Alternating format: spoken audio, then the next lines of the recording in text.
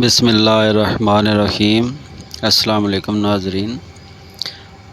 ایک ظالم سپاہی نے ایک درویش کے سر پر پتھر مارا۔ سپاہی صاحب اختیار تھا اور طاقتور تھا۔ درویش میں بدلہ لینے کی ہمت نہ تھی، لہذا خاموش رہا، لیکن وہ پتھر سنبھال لیا جو سپاہی نے اس کے سر پر مارا تھا۔ ظلم اللہ تعالیٰ کو پسند نہیں۔ جو ظالم سے ظلم کا بدلہ نہ لے سکے تو اللہ تعالیٰ اس کا بدلہ ضرور لے لیتا ہے۔ کچھ عرصے بعد اس ظالم سپاہی پر اللہ تعالیٰ کا قہر نازل ہوا یوں کہ بادشاہ کسی بات پر اس سے ناراض ہو گیا اور اسے ایک کنویں میں قید کروا دیا۔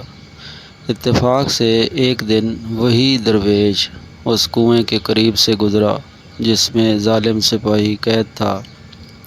درویش نے اپنے دشمن کو اس حالت میں دیکھا تو اپنے تھیلے سے وہی پتھر نکالا اور ظالم سپاہی کے سر پر دے مارا۔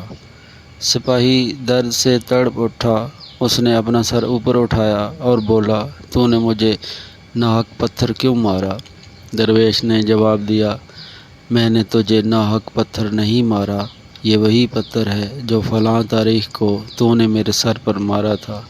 سپاہی نے غصے میں کہا، کیا تجھے آج ہی بدلہ لینا یاد آیا؟ اتنی مدت کہاں رہا؟ درویش نے جواب دیا، تم سے بدلہ لینے کی ہمت نہ تھی، آج تمہیں کنویں میں قید پا کر غنیمت جانا اور پتھر مار دیا۔